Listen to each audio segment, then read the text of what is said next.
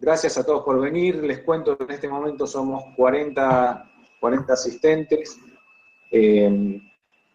Para mí siempre es un gusto dar una charla para otros cerveceros. Como les puse, es un momento para cultivar amigos, ¿sí? Es una excusa, ¿sí?, hablar de cerveza para ser amigos. Esta foto que ustedes ven acá es una foto en juguetes perdidos, ¿sí? Lo que estoy fraccionando en ese momento no es una cerveza, sino que es un Bragot. Un Bragot, como recién les contaba a algunos, está entre una cerveza y un mead, o sea, una hidromiel, con una particularidad. Es una cerveza que tiene entre un 50 y un 80% de fermentables que provienen de la miel, y el resto son granos. Acá estoy fraccionando algo que estuvo 2 años en barrica. Esta foto debe tener 1 año más o menos. Así que vamos a ver qué es lo que o sea, cuál es la importancia para mí de esta charla básica, ¿sí? Que por suerte, o sea, digámoslo así, por suerte, no pude darla de añejado allá en Uruguay, porque me da la posibilidad de dar esta charla, que esta charla tiene de interesante, que es una introducción a la siguiente, ¿sí?, a la de mañana. Acá vamos a ver algunos conceptos básicos de lo que es el añejado, porque un añejado puede ser con o sin barricas, ¿sí? Esa es la gracia de dar esta charla. Y esta charla viene a ser una complementación de la charla que dio Ian, que fue la de cervezas de alta densidad. O sea, no tendría tampoco mucho sentido esta charla sin la anterior que dio Ian ahí en Uruguay, ¿sí? ¿Me siguen bien, Enrique? Perfecto, dale, que está clarísimo y fuerte, perfecto. Ok, si no se escucha bien o se acopla con algo, avísame, por favor, ¿sí? Te aviso inmediatamente, sí, te mando un mensaje igual por WhatsApp. Dale. Dale, arriba. Entonces, estos son los puntos que vamos a ver hoy. Como les digo, son poquitos, son 4 puntos. Vamos a pasarnos tal vez el grueso del tiempo en qué pasa durante el añejamiento, o sea, el tercer punto de los que están acá. Pero vamos primero a lo que es la definición de añejado de cerveza. Y les voy a contar un pequeño secreto, ¿sí?, acá, de cómo suelo hacer mis presentaciones. Mis presentaciones, ustedes van a ver que ahí no es que escribí mal y hay palabras que están más grandes y con negrita. Son palabras que están dentro de una oración como para resaltar algo y que para que cuando ustedes vean nuevamente esta presentación solos, sepan qué es lo importante de la presentación. A mí me sirve para no saltearme nada, y a ustedes les va a servir también porque si le prestan atención hasta van a poder, después de que hayamos visto toda la charla, van a poder leer solo las palabras que están en negritas y más o menos tener una idea de lo que es el slide, sin leer todo el slide completo, ¿sí? Es una técnica que aprendí de los yankees, que se usa mucho en las presentaciones que se suelen hacer en multinacionales cuando tienen un montón de texto para presentar. Y hay otros slides en donde no hay ninguna palabra resaltada, y eso es porque todo es importante, ¿sí?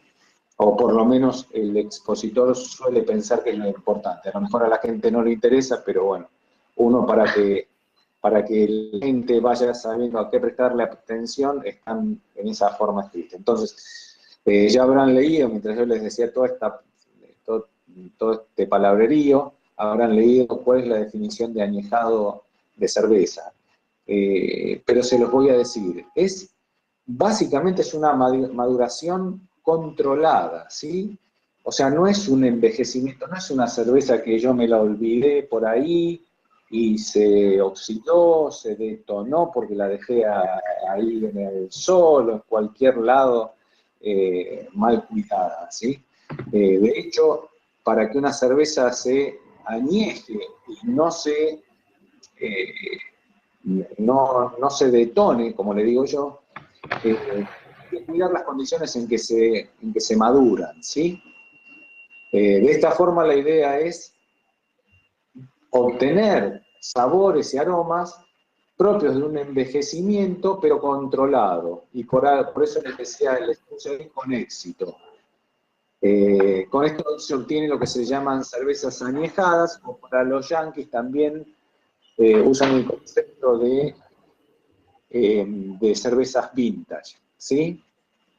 Que no necesariamente quieren decir añejadas en barrica. Para eso ellos tienen el concepto de barrel age, ¿sí? O sea, cervezas añejadas, envejecidas en barrica. Pero acá vamos a ver que no necesariamente haga falta barricas, esta charla es para añejados simplemente, ¿sí?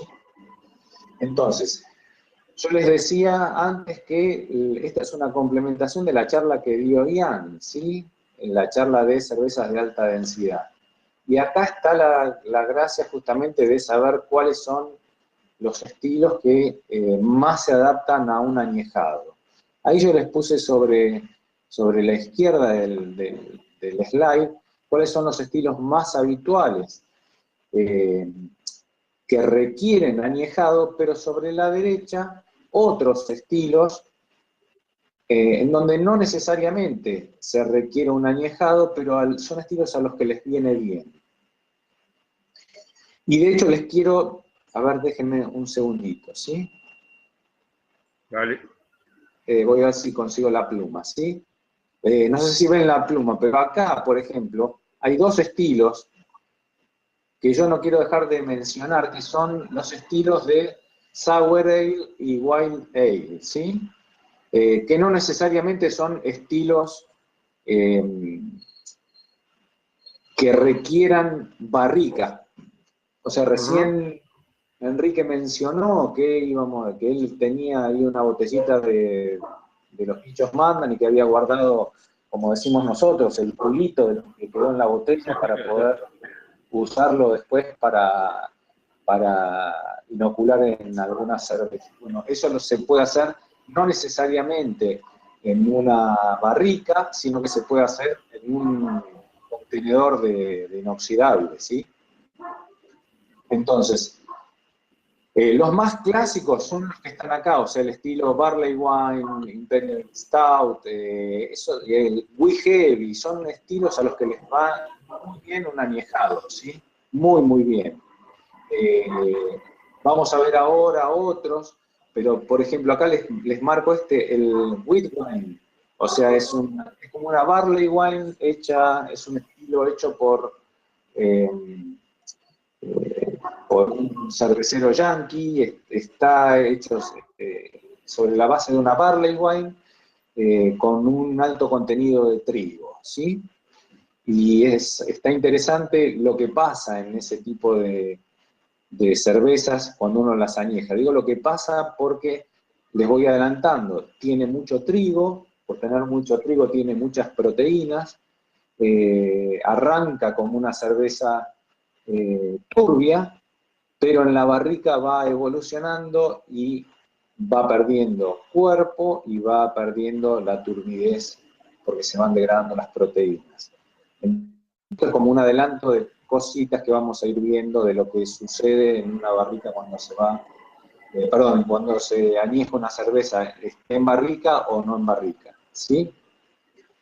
Dentro de estos hay estilos como la Dunkelbock, que no necesariamente requieren añejado, ¿sí? Pero que le viene bárbaro, ¿sí? Entonces, vamos al siguiente slide, ¿sí? Dale.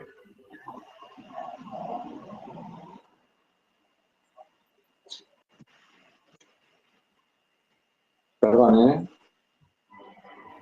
Dale, tranquilo.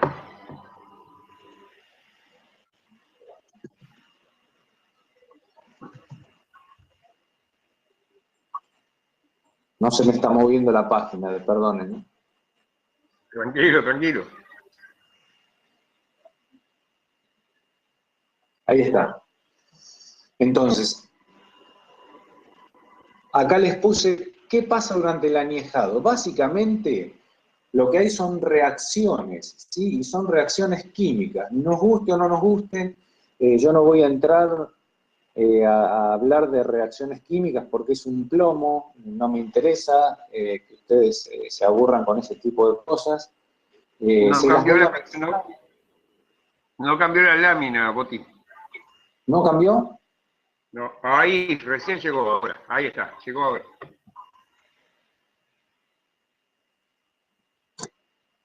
¿Ya Ahora está? sí. Ok. Sí, sí está. Disculpame. Les decía, son básicamente reacciones químicas, ¿sí? Que cambian el perfil de aroma y de sabor, ¿sí? ¿Por qué sucede esto? Porque, no, les repito, no necesariamente tienen que saber de química. Yo simplemente les voy a decir cosas que son conocidos para los que están un poco más familiarizados con la química, pero que tampoco requieren mucho conocimiento. Yo les voy a decir qué es lo que pasa. En cualquier medio en donde hay algo complejo, con una cantidad de sustancias disueltas, por naturaleza todo va a tratar de estar va a llegar a un equilibrio termodinámico, en donde la energía sea la mínima.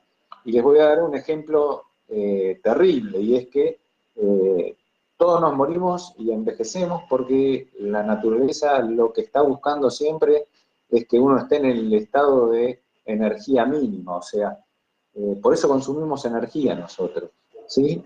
Cada vez consumimos menos energía en la medida que vamos siendo cada vez mayores, porque después el organismo empieza a tratar de ahorrarlo también, ¿sí?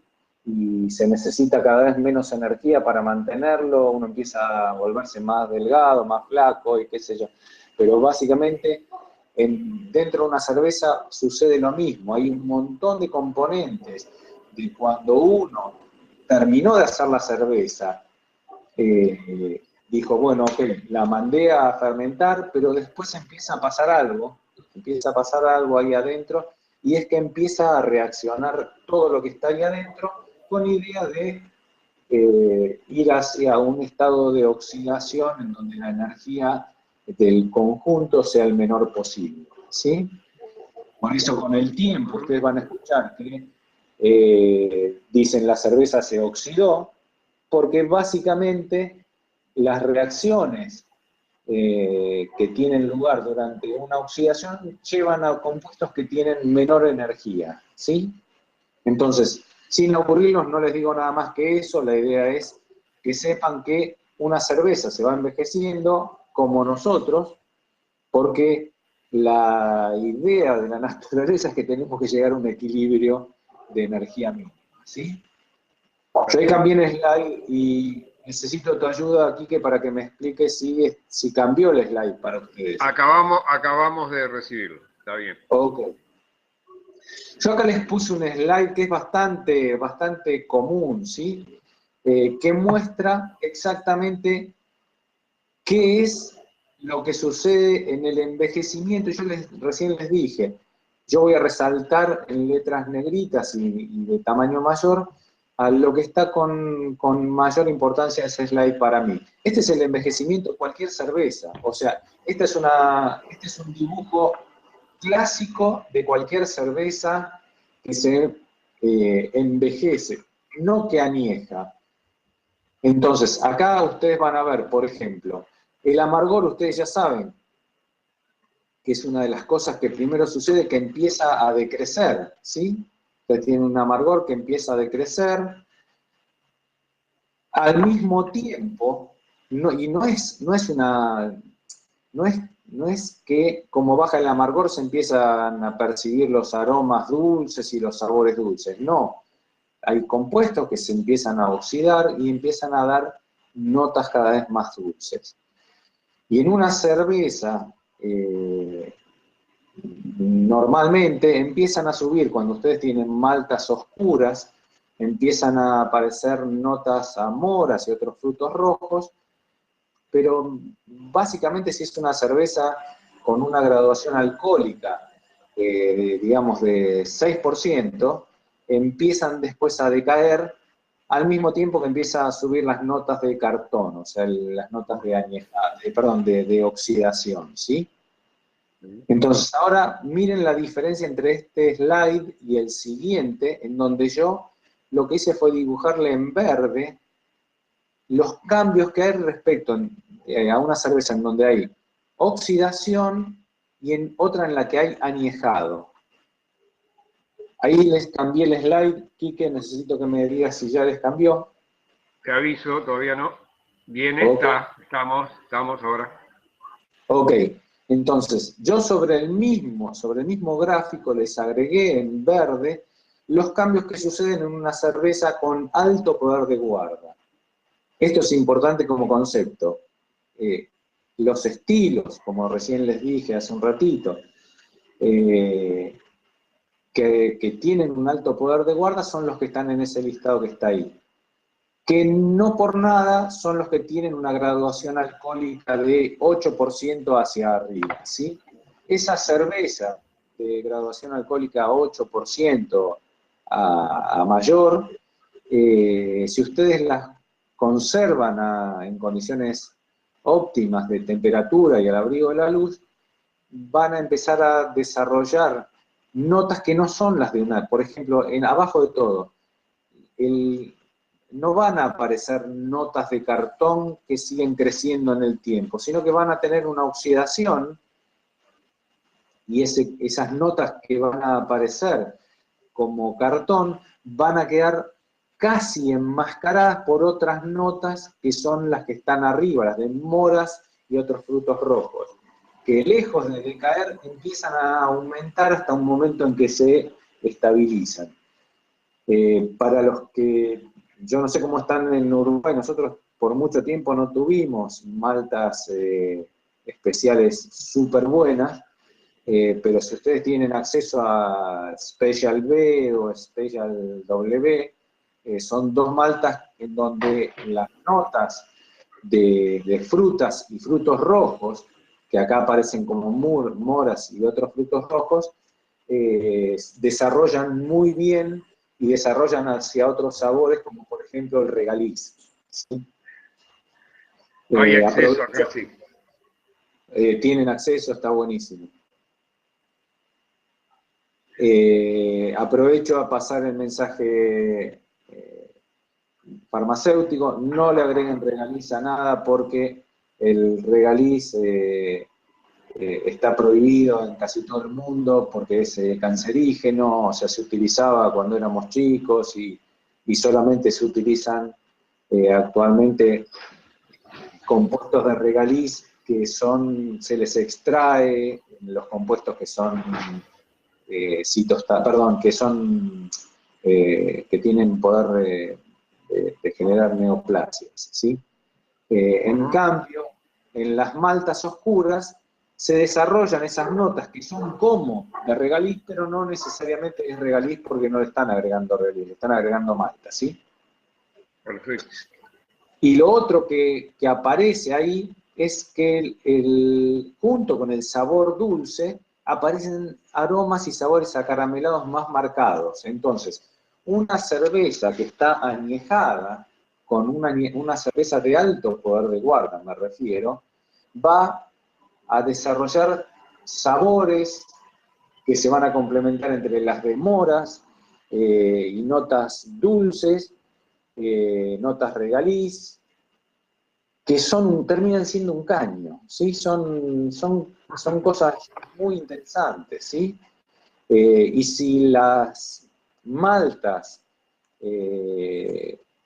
o sea, si en la composición del grist, o sea, de la composición de maltas que ustedes agregaron, tenían maltas que de por sí ya tenían notas, por ejemplo, a miel, o si en la receta agregaron miel, van a ver que no hay tanto sabor a cartón como el que aparece acá abajo, pero sí empiezan a aparecer otros sabores como son los de el jerez, ¿sí? Para que se den una idea, una hidromiel bien fermentada y bien añejada compite en Europa con los mejores jerez. Y en una cerveza con alto poder de guarda y que tiene maltas con notas de miel, varias de las de Weyermann, por ejemplo, las de caramelo, o sea, las que no son muy caramelizadas, tienen notas a miel, y cuando ustedes las añejan, desarrollan notas a jerez que combinan muy bien. Por ejemplo, si en la receta le habían puesto alguna malta caramelo alto también, ¿sí? O, por ejemplo, la Special es un caramelo de muy alto tostado, ¿sí? Esto es lo que ustedes van a ver como diferencia entre el slide anterior, en donde yo les mostraba recién qué pasaba con cualquier cerveza, y esto qué es lo que pasa en una cerveza con alto poder de guarda y en donde uno cuidó las condiciones en las que añejó la cerveza. Así que vamos al siguiente slide ahora. Vuelvo con el título, que sigue siendo ¿qué pasa durante el añejado? ¿Ya te llegó? Sí, está clarito, al toque. Bueno, yo asumo que a todos les llegó. Si a alguno no les llega, por favor levanten la manito, ¿sí? Ahí en la parte del panel derecho que les aparece a ustedes. Entonces, lo que vieron recién ahí en el slide anterior, que era que yo les decía en líneas generales el amargor disminuye y algunas otras cosas, me voy a detener un poquito acá en cosas que parecen un poco más de química, pero nada, son fáciles de entender. El amargor disminuye, ¿sí? Está en el primer punto. Está buenísimo eso, saberlo. ¿Por qué? Porque si ustedes tienen una receta, hicieron una cerveza que es una receta con alto poder de guarda, y ustedes arrancan viendo que está un poco áspera, por ejemplo, porque usaron Cascade como lúpulo, quédense tranquilos, porque después, con el paso del tiempo, ese amargor va a disminuir, ¿sí? Entonces, tranquilícense, las recetas de alto poder de guarda tienen esa ventaja, y hay otros estilos en donde no solamente les favorece una guarda, sino que lo requieren, ¿sí? O sea, hay estilos que ustedes los hicieron y dicen, esto no lo puedo tomar, está amargo, está mal, pero son así hasta que maduran, ¿sí? Hasta que ustedes la añejan. Y les reitero, y no me voy a cansar de decirlo, no necesariamente en barricas, es un añejado simplemente en un envase de acero inoxidable o en botella, ¿sí? El segundo punto dice que los ésteres frutales iniciales y florales disminuyen. Y acá yo les puse un signito de alerta. Es cuidado con las IPAs, pero no solamente los voy a asustar con las IPAs, ¿sí? Todos me podrán decir, sí, las IPAs antes se les agregaba en la barrica para mandarlo al ASI, los ingleses le agregaban a las barricas para que no se les contaminasen en el trayecto hasta las colonias inglesas.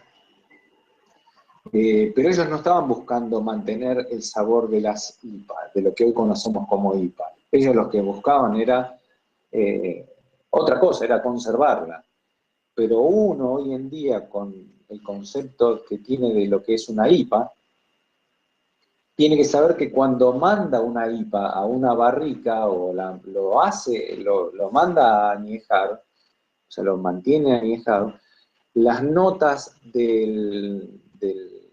propias del lúpulo van a ir desapareciendo, y muchos se van a transformar, ¿sí? O sea, desaparecen, no es que se desaparecen porque sí, se transforman en otra cosa, ¿sí?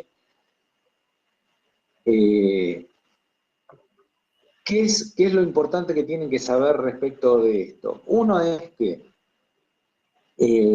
si ustedes van a hacer una IPA y la van a mandar a barricas o la van a añejar, sea como sea, y ya les voy adelantando algo, lo que se llama headspace, o sea, el espacio que está entre la parte más alta, o sea, lo que queda de aire dentro de, por encima del nivel máximo de una botella, o de una barrica, o de un fermentador, o de un barril de acero inoxidable, o el contenedor que sea, se le llama headspace, ¿sí?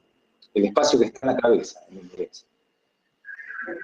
Ese espacio tiene que ser lo mínimo posible. Y si ustedes tienen una cerveza como una IPA o cualquier otra cerveza que sin ser IPA está altamente lupulada, traten de disminuir ese espacio que tienen ahí arriba para no tener sabor a queso, porque ustedes saben que el lúpulo se envejece hacia notas que son derivadas de, no les digo el ácido butírico, porque el ácido butírico es un demérito conocido por los cerveceros, como que es el olor a vómito, pero sí por derivados del queso, que son como si fuese un vómito sin ser desagradable, gusto a queso, ¿sí? Entonces traten de, si van a tener una cerveza con alto contenido de lúpulo añejado, de tener la menor cantidad de aire en la parte superior de la botella.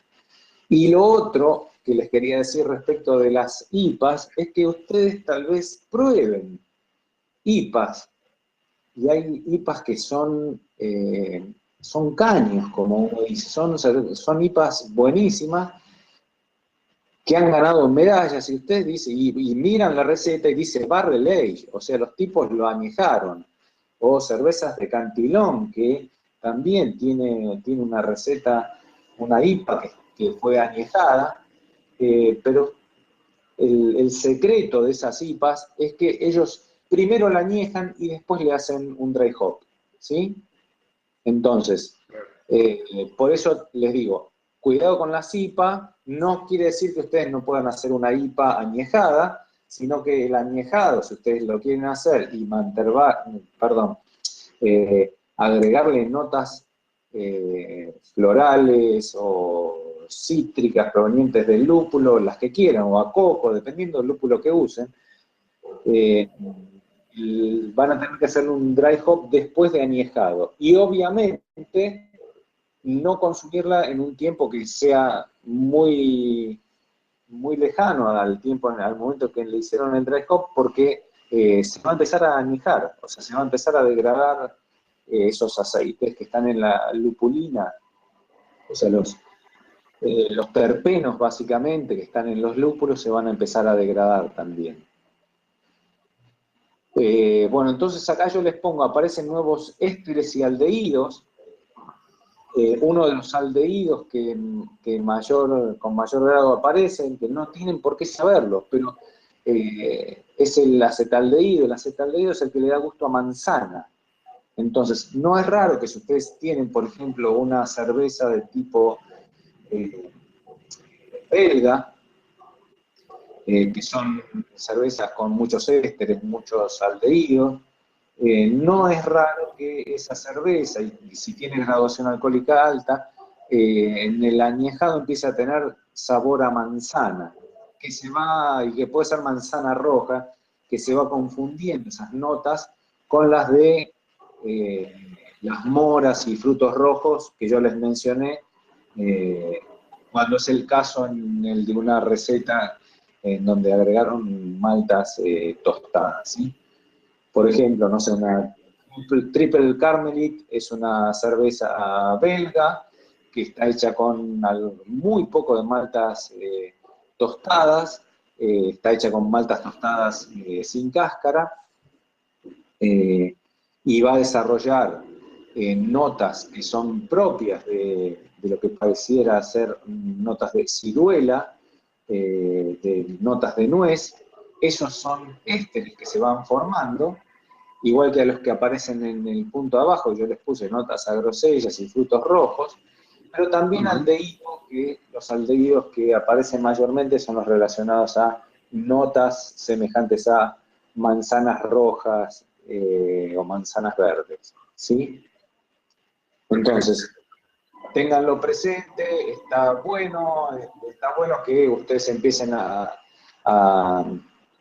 a detectar cuando prueban alguna cerveza añejada estos aromas y estos sabores que no son genéricos, son cosas buscadas y a veces difíciles de encontrar, que el cervecero las consigue a través de un buen añejado y de una buena receta, ¿sí?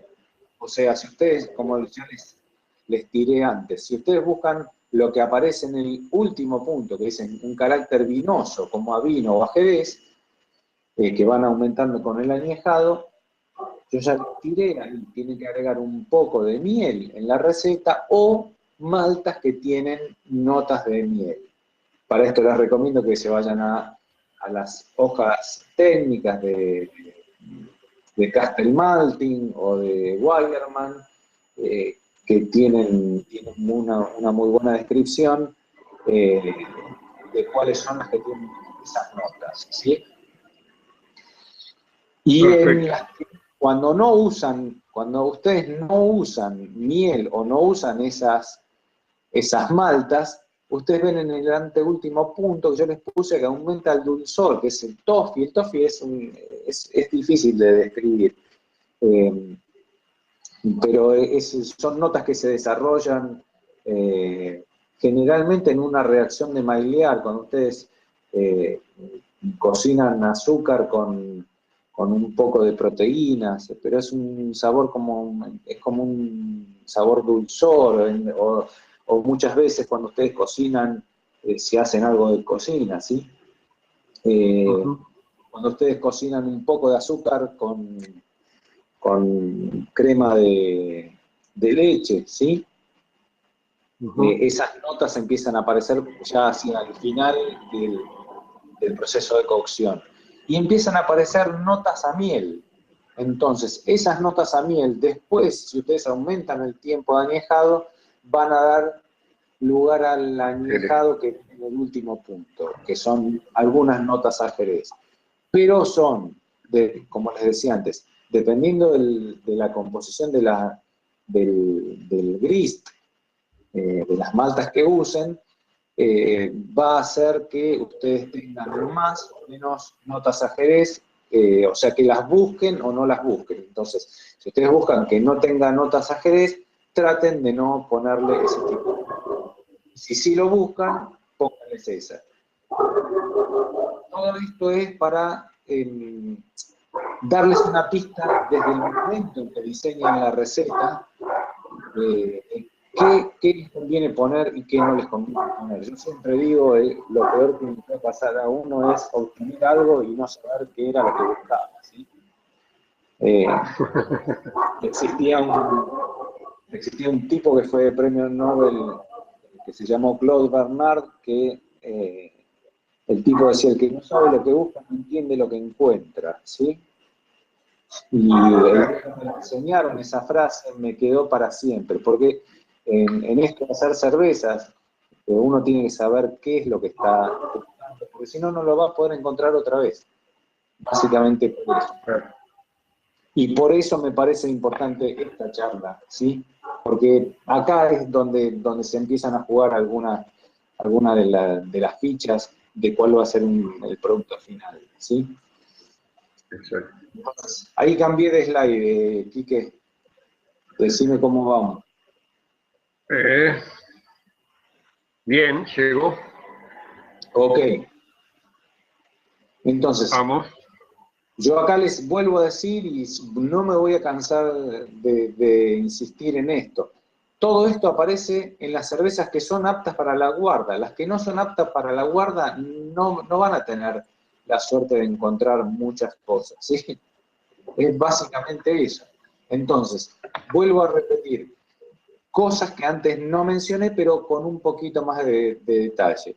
El carácter bizcocho aumenta. ¿Y por qué el carácter bizcocho aumenta? El carácter a bizcocho aumenta en recetas que ustedes hayan hecho de cervezas de guarda, en donde había un cuerpo muy alto y ustedes usaron, por ejemplo, maltas tostadas, ¿sí? O algo que yo les recomiendo que traten de no hacer mucho es de usar eh, Black Patent en algo que van a añejar.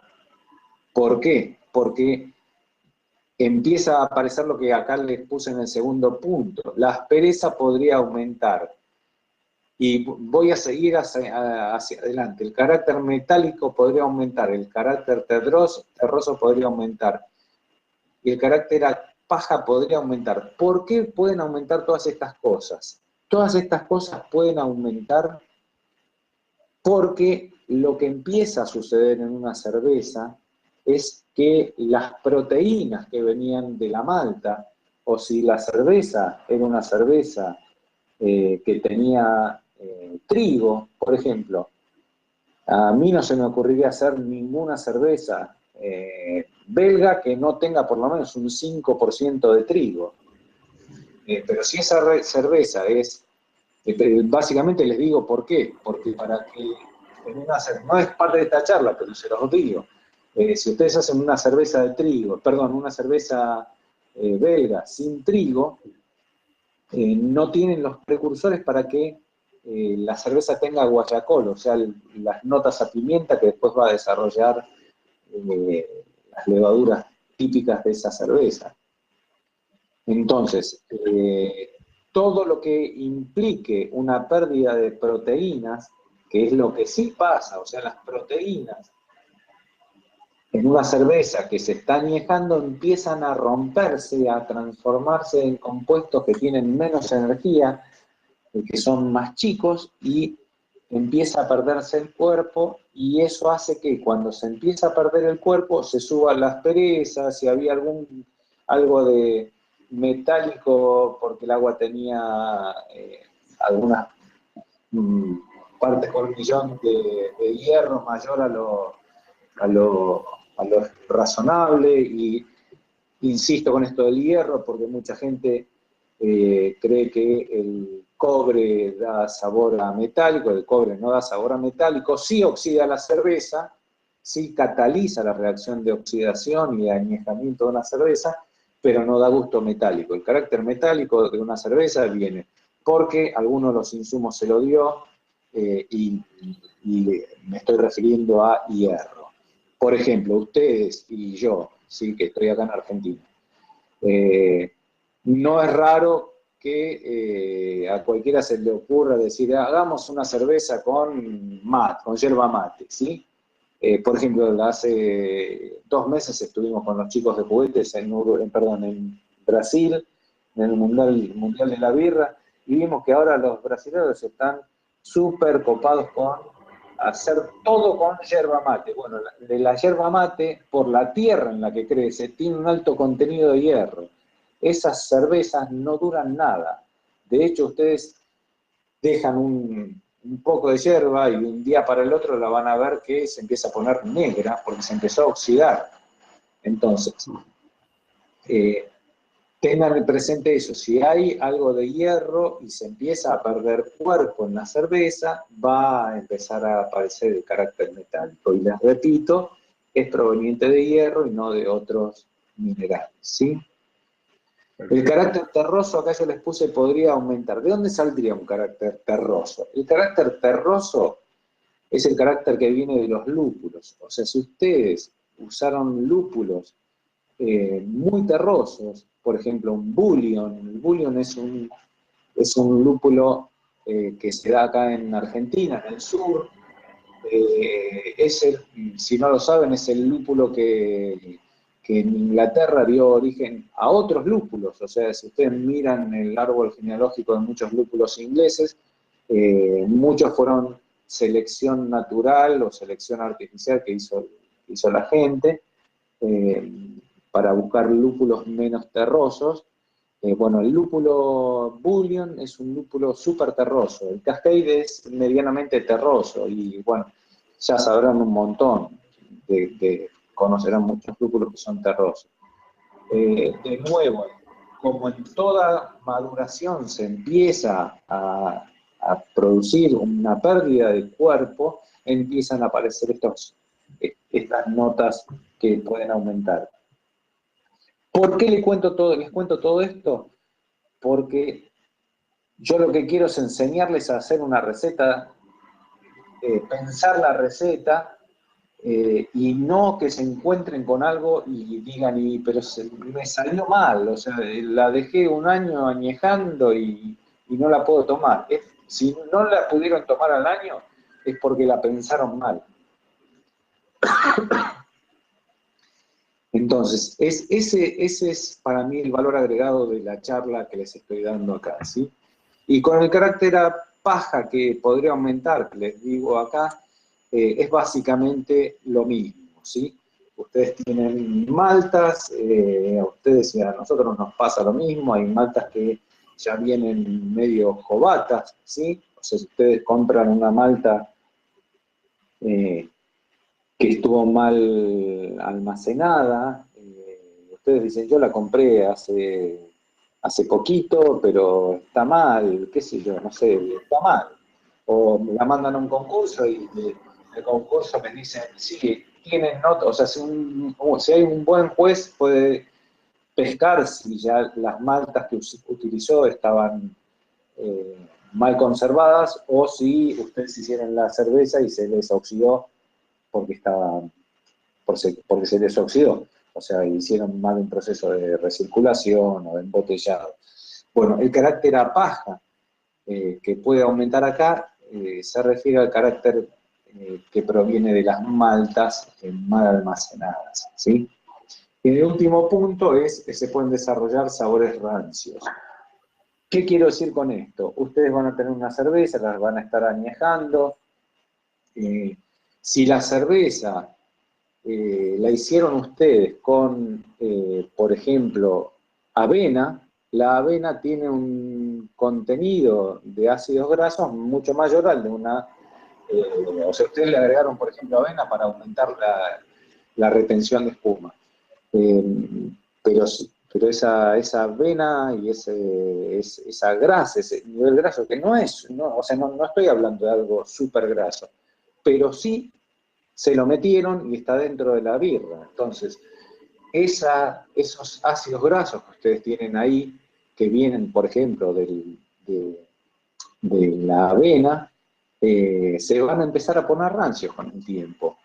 Para que se empiecen a poner rancios, si no hay ningún tipo de contaminación, es porque además hay oxígeno en la botella. Entonces, vuelvo a insistir, una de las precauciones durante el añejado de una cerveza, sea donde sea el contenedor que usen, es tener el menor headspace posible, o sea, la menor cantidad de eh, arriba de oxígeno posible, ¿sí?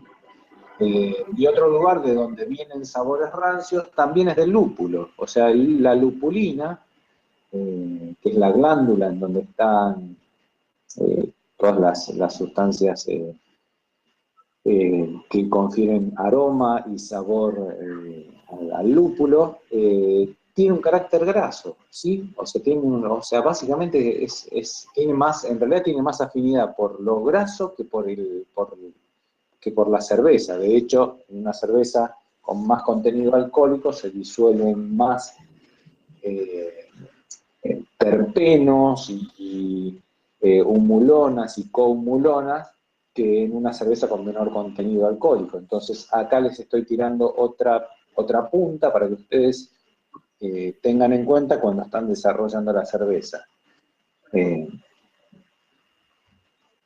¿Cómo vamos por ahora, Quique?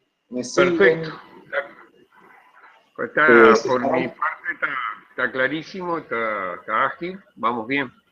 se estarán durmiendo?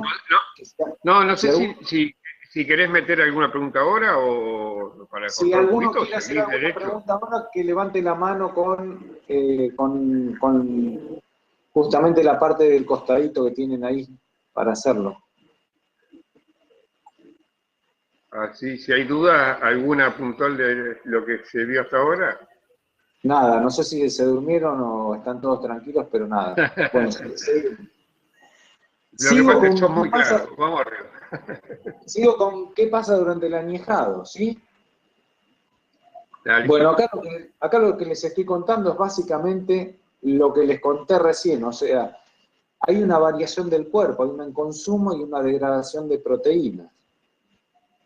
Y acá está interesante también, o por lo menos a mí me resulta interesante, es el segundo punto que les puse es que algunos fenoles producidos por las levaduras, como sarbones a pimienta y clavo, pasan a vainilla, tabaco y cuero. O sea, si ustedes tienen mucho oxígeno, pasan a lo peor del añejado, que es una oxidación, que es el gusto a cuero. Y me voy a detener un poquito en lo que sucede con algunos fenoles producidos por las levaduras. Para que una cerveza tenga fenoles, no hablo de clorofenoles, hablo de fenoles, tienen que haber usado una levadura productora de fenoles, ¿sí? Que son las levaduras que se identifican como POF+, o sea, POF positivo, que son POF quiere decir productoras de off flavors, ¿sí?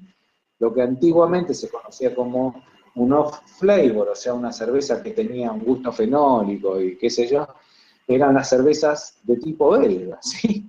Las cervezas de tipo belga, todas están hechas con levaduras belgas que producen fenoles. Las cervezas Weizen, ya sean Dunkelweiss o las de trigo alemanas, están hechas con levaduras que son productoras tienen la capacidad de producir fenoles.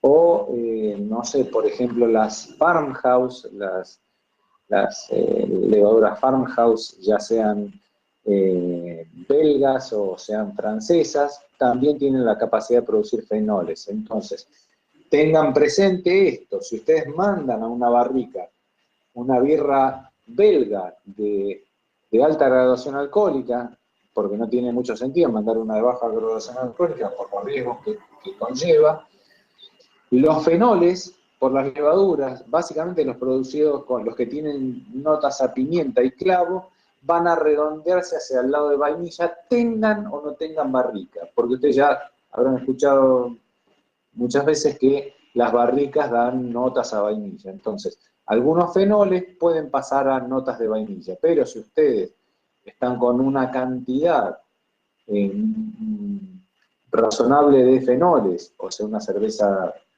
no sé, una triple o una cuádruple belga, o una muy fenólica, como una cerveza, una Weizen, los fenoles van a caer y se va a desbalancear, tanto sean las cervezas belgas como las cervezas alemanas, las Weizen.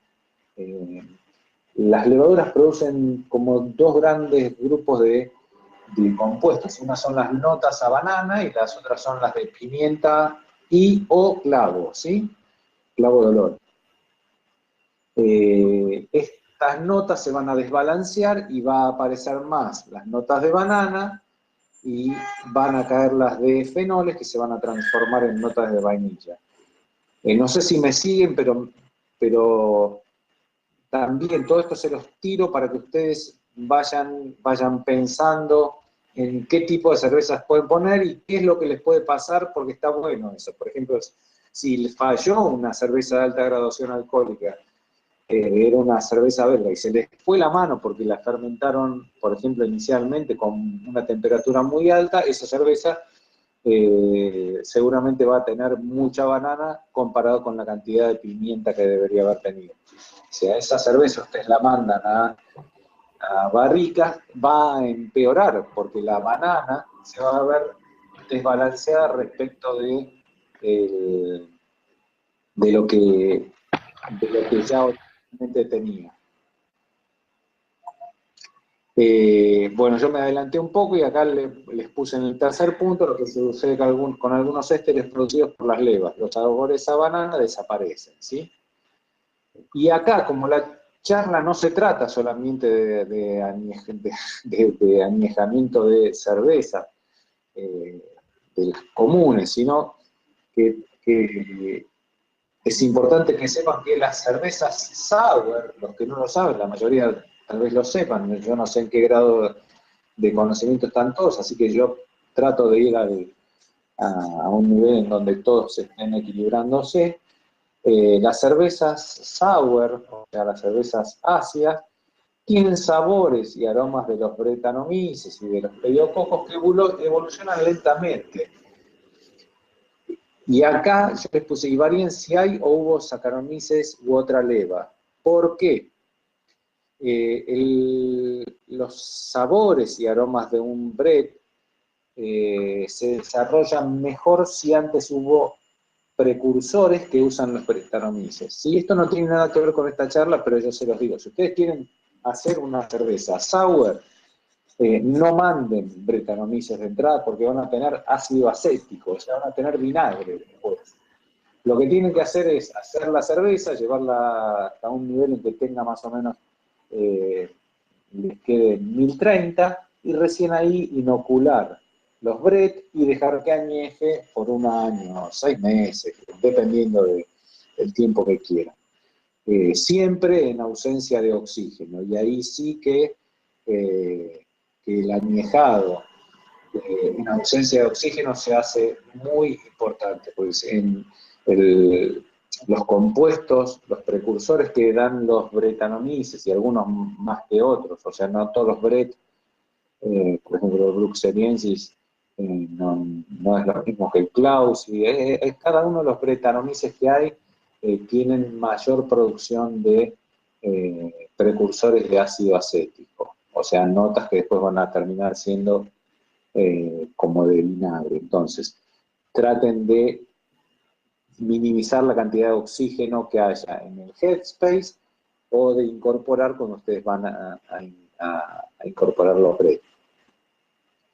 Y los pediococos, mi recomendación es que si no probaron una cerveza con pediococos, no hagan cerveza con pediococos, porque van a estar añejando algo por 6 meses, 9 meses, y tal vez no le guste. Es de lo más difícil de que a alguien le guste, yo creo, ¿sí?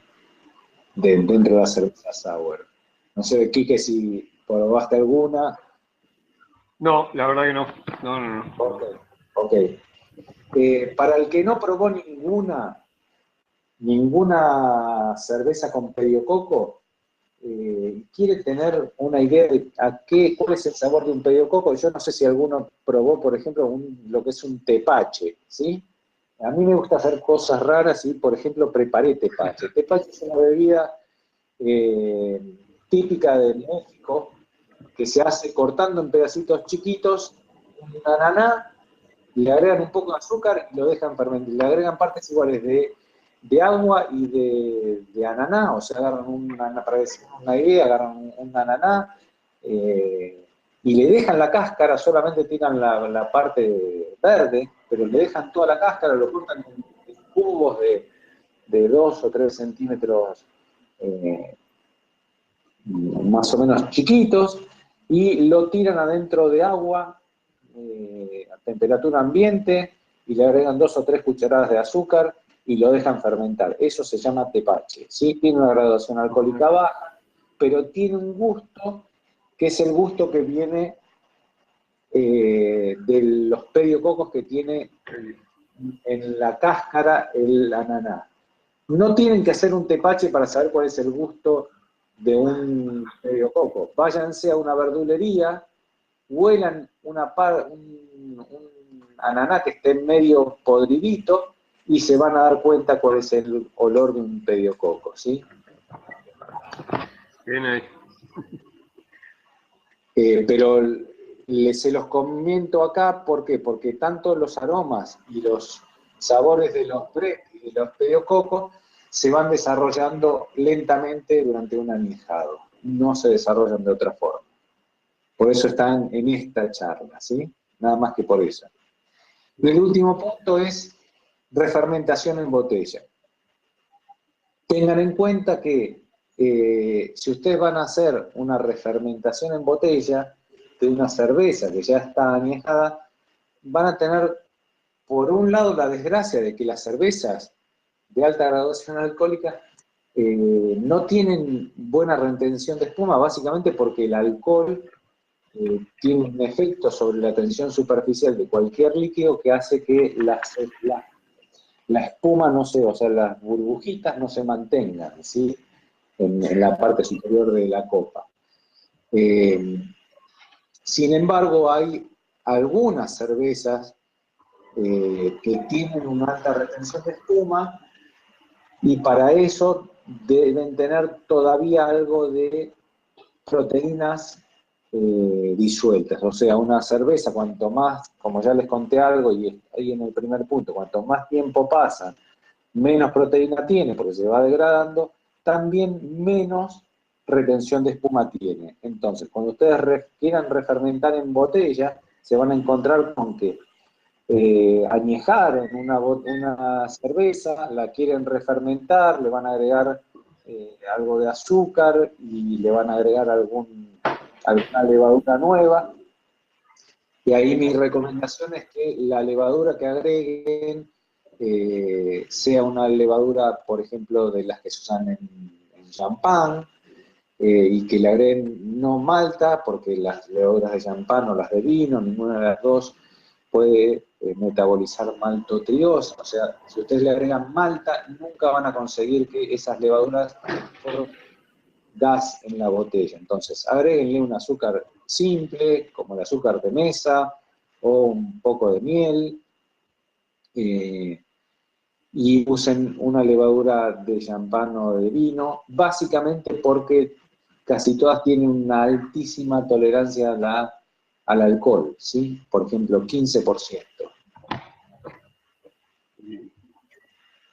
Voy al siguiente slide, Quique. Y Dale. sigo con el mismo título, ¿sí? Sí. Entonces, para que ustedes sepan cómo guardarlo y ver qué pasa y qué no pasa y planear un poco las recetas y qué van a hacer con las botellas o las barricas y todo eso, es qué factores dominan la dinámica del proceso de añejamiento. Yo les dije al principio de la charla que eran reacciones químicas, ¿sí? Entonces, como casi todas las reacciones químicas, cuanto mayor es la temperatura, más rápido se producen y tal vez no llegan a darse con la complejidad necesaria, la complejidad que uno busca en una cerveza. O sea, si todos los compuestos que están originalmente en una cerveza son compuestos que van a pasar rápidamente a reaccionar entre sí, no se van a formar compuestos intermedios más complejos que son los que le darían la complejidad a la cerveza. Entonces, preferentemente la temperatura es de 12 grados, difícil para ustedes, para nosotros, de conseguir durante todo el año.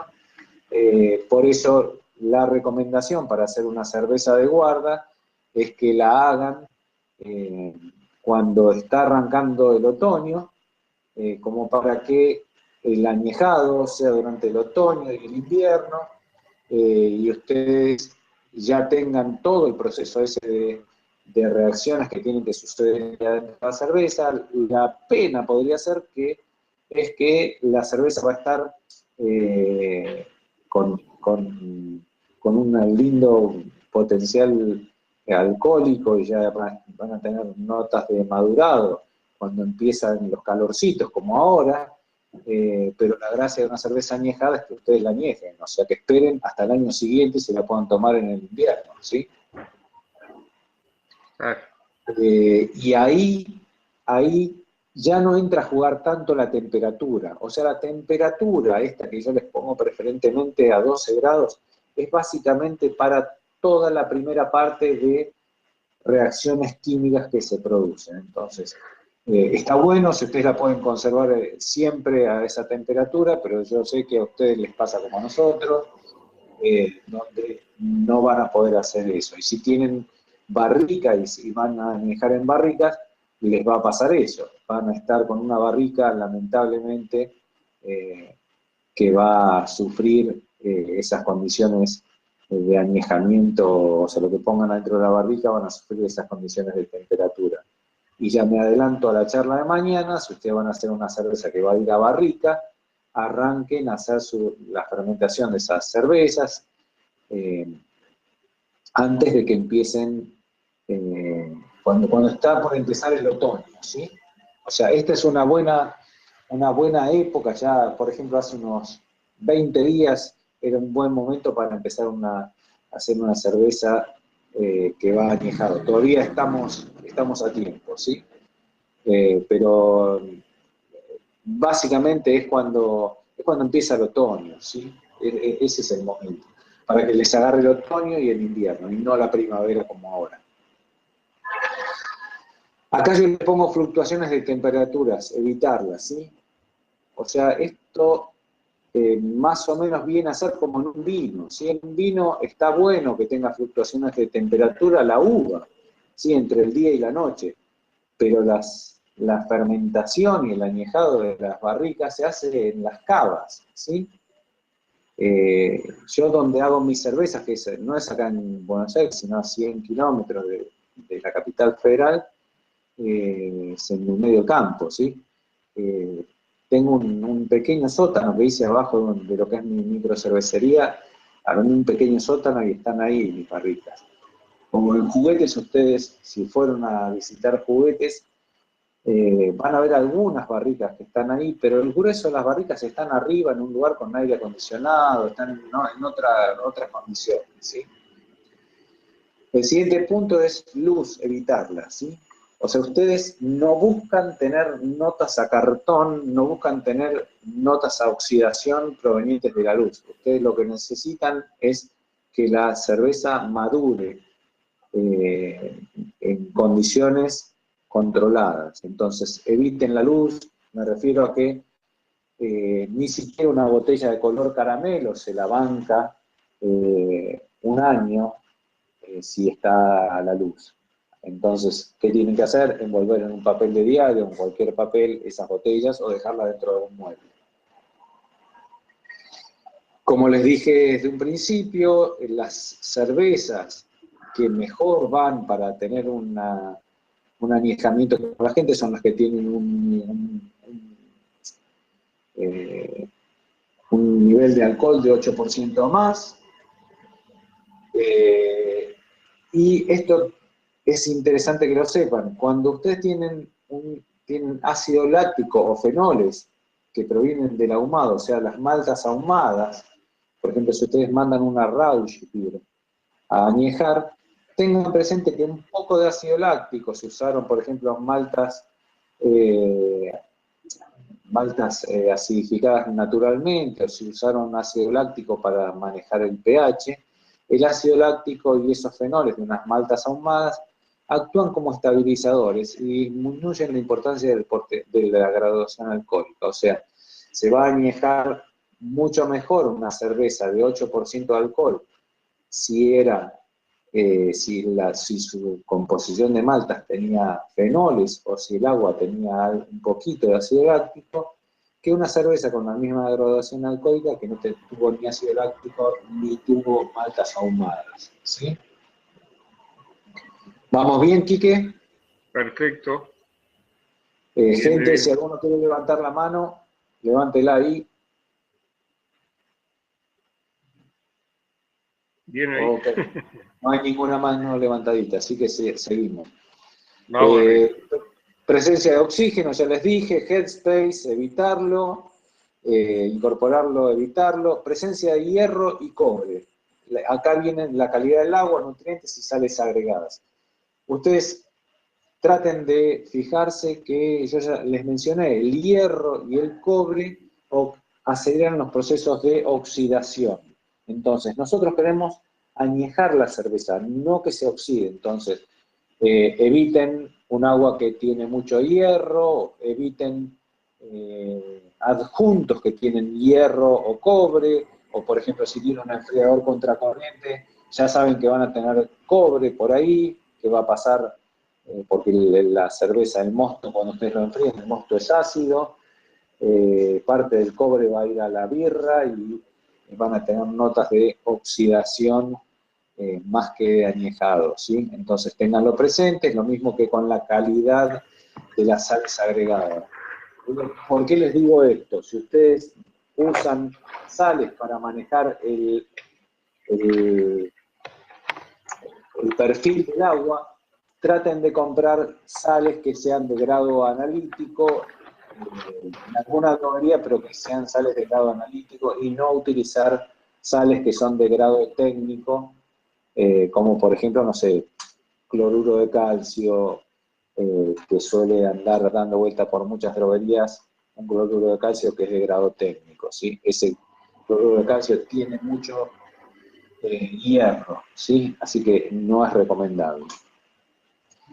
Y el último punto es el volumen y material del contenedor. La relación entre el contenido y el volumen, yo no sé si ustedes lo saben, pero el contenedor que más líquido puede contener respecto a la superficie es algo que es una pelota, ¿sí? O sea, todo lo que tenga una forma redonda es lo que puede contener mayor cantidad de volumen por menor unidad de superficie que va a estar en contacto con ese volumen.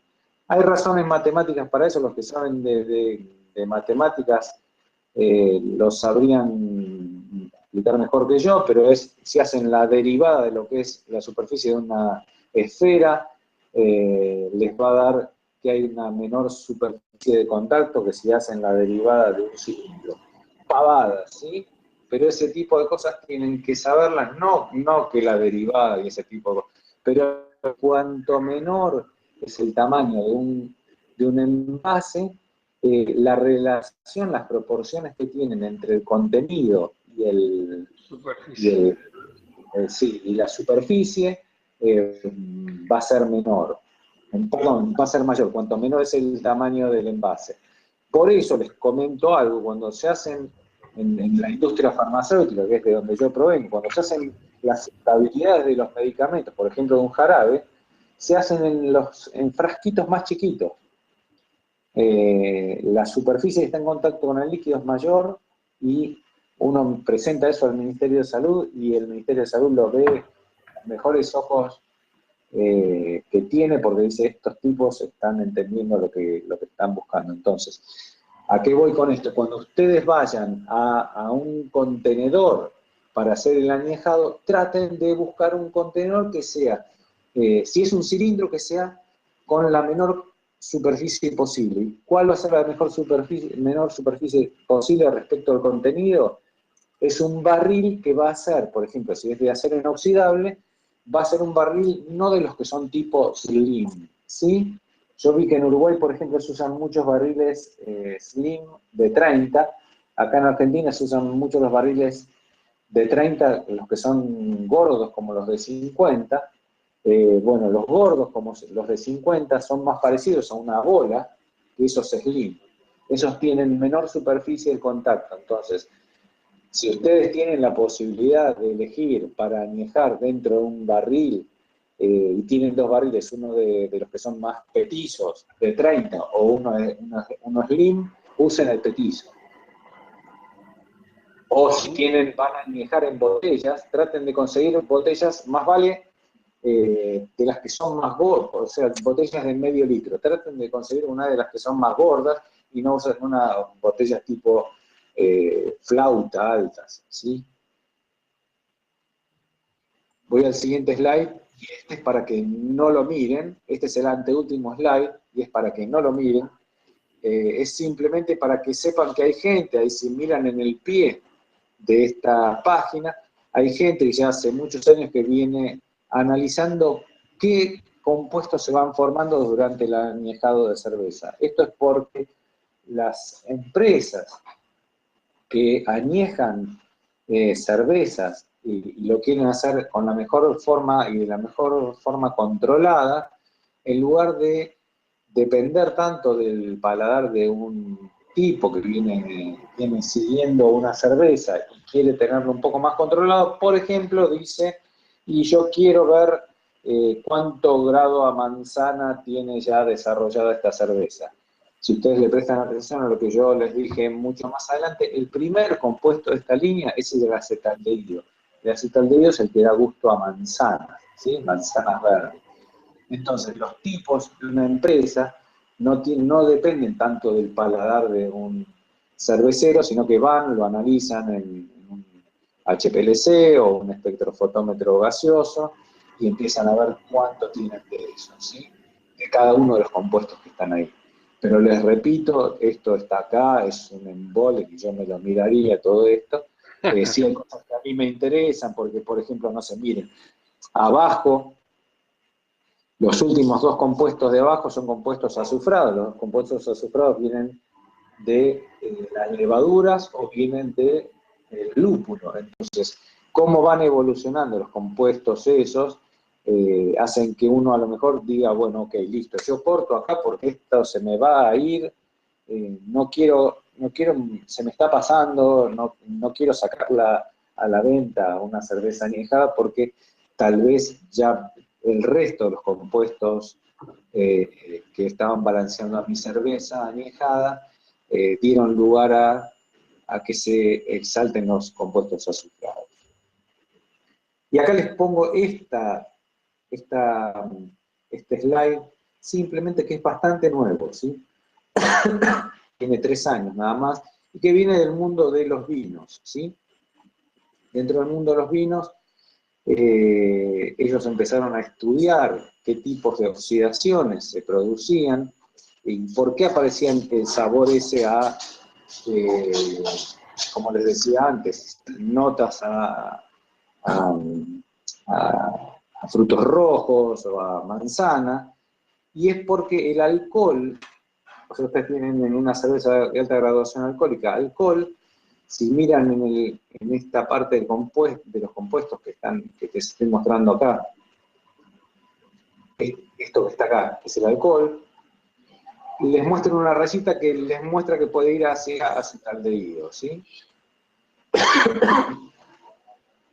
El acetaldehído es el que les da gusto a, como les decía, a manzanas y algunos otros compuestos un poquito más, como el ácido pirúvico y piruvatos, compuestos más complejos. Bueno, hay tipos de oxidación que son oxidaciones químicas y oxidaciones biológicas. Biológicas son aquellas que se producen cuando hay levaduras todavía vivas. ¿A qué me refiero con esto? ¿Qué me quiero referir? Cuando ustedes tienen un Brettanomyces es una levadura, no es un Saccharomyces, pero es una levadura, se van envejeciendo y siguen produciendo a partir de alcohol, o sea, va bajando la graduación alcohólica y se va produciendo más notas esterosas, ¿sí?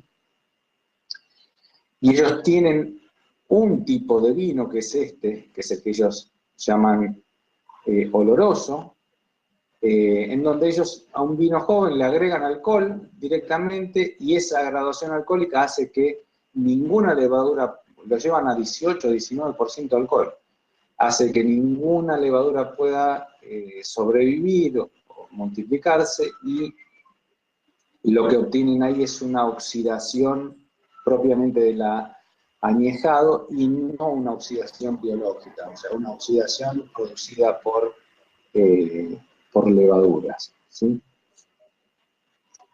Nada, esto es una curiosidad que les quería mostrar para que ustedes vean que hay técnicas que uno puede usar, por ejemplo, para frenar un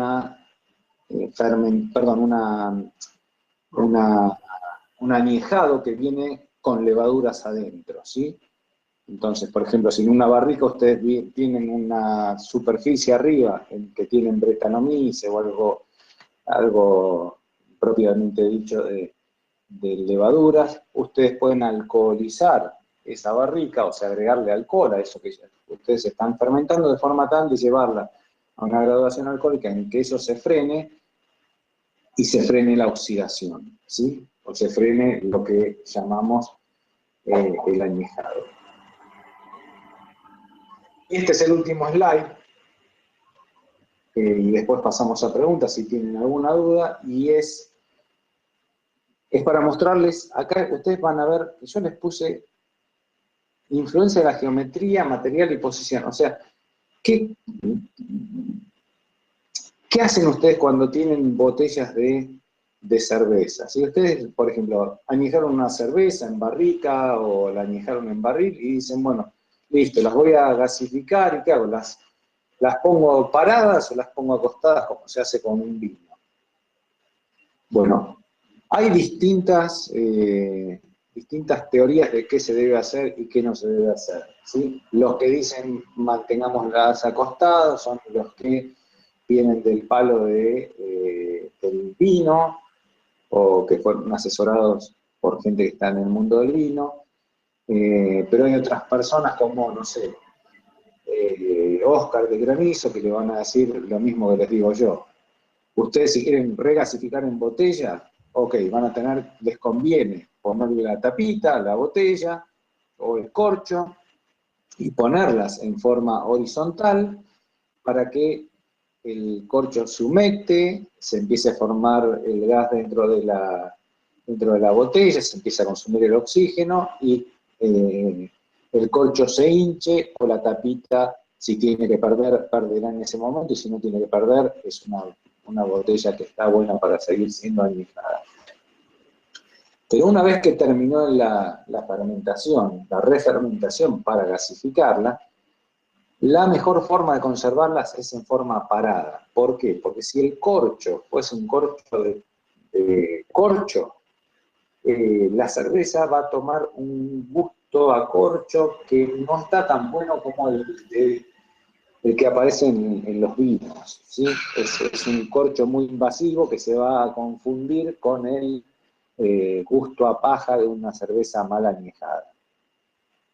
Y por otra parte, si ustedes usaron chapitas, la chapita, el sello de la chapita puede llegar a tener alguna filtración y puede llegar a producir óxidos, ¿sí? Entonces la cerveza va a tener gusto a óxido, es una porquería. La geometría y el material, bueno, están acá abajo, van a ver que yo les puse un barril, ya les mencioné que entre usar un barril slim y usar un barril que más vale es chato, les conviene que sea un barril de los chatitos, o sea, de los que tienen una forma más vale cuadrada. Es un cilindro, ya sé, pero más vale no cuadrada, sino redondeada. Para que no haya tanta superficie de contacto con el inoxidable. El inoxidable supuestamente es inerte, pero no lo es, ¿sí? No lo es. De hecho, no es acero 316, ¿sí? Es 314. Así que, y de hecho, ustedes saben que los barriles se pican, así que, bueno, traten de usar un barril en donde la interacción entre el barril y el contenido sea el menor posible. Y en barricas también tengan presente que una cerveza se añeja mucho más rápido en una barrica de menor tamaño, por eso sucede el fenómeno que yo les decía antes, hay mayor interacción entre la superficie del contenedor y el contenido. Y con respecto a las tapitas, yo acá les puse tapitas de corcho, corchos plásticos o corchos tapitas, corchos de plástico y corchos de corcho, propiamente dicho. Bueno, mi recomendación es que para empezar ustedes arranquen con chapitas, ¿sí? Es mi primera recomendación. Con esa aclaración que les hice antes, durante la fermentación para gasificar, manténganlas acostadas, creo que las 3 primeras semanas y después pásenlas a posición vertical. La siguiente opción para mí sería la del corcho plástico, muy poco preciado entre los que hacen vino, pero que para una cerveza es una buena opción, básicamente porque el corcho le da gusto a la cerveza, ¿sí? Entonces, salvo que ustedes tengan la posibilidad de mantener todas las botellas después, mantenerlas siempre paradas, manténganlas con corchos de plástico y no corcho de corcho. Si tienen corcho de corcho, ya saben que tienen que ir a un lugar donde las almacenen y el corcho no se seque, porque en cuanto el corcho se seca, empieza a entrar aire y a haber microoxigenación que no se busca, ¿sí? En esta etapa de la añejada. Así que bueno, eso es básicamente lo que tenía para presentarles hoy. Es, como les decía, es una introducción a la charla de mañana, y para que se entienda la charla de mañana.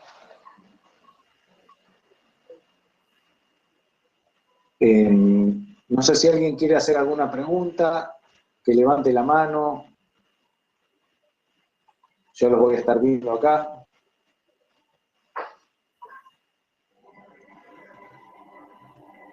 Si los aburrí también me interesa saberlo para mañana, no aburrirlos tanto. No, estuvo muy buena, la verdad. Estuvo buena. Bueno, no hay nadie que todavía tenga dudas, así que mañana va a ser el día en donde la gente se suele querer ver otras cosas, ¿sí? Quiere ver dudas que tiene, hay gente que tiene barricas, no sabe cómo usarlas, si las puede usar, si no las puede usar. La gente se suele adelantar a los slides que vienen después, que van a ser muchos más que estos. Pero bueno, si no hay preguntas para hacer, yo ya doy por cerrada la charla de hoy. A ver, déjenme ver un poquito. Son un poquito más de las 9:30, ¿sí? Perfecto. Bueno, Claudio, inmensas gracias por ahora. Mañana seguimos con todo esto y bueno, procesaremos un poquito todo esto para mañana atomizarte. Dale. Bueno, muchas Dale. gracias a todos. Gracias a todos, gente. Nos vemos mañana, ¿sí? Mil gracias, Claudio El Boti. Te agradezco en nombre de todos acá los que estamos a la vuelta. Dale, mañana estamos en contacto a las 8 de nuevo. Abrazo. Chao, hasta mañana, gente. Hasta mañana.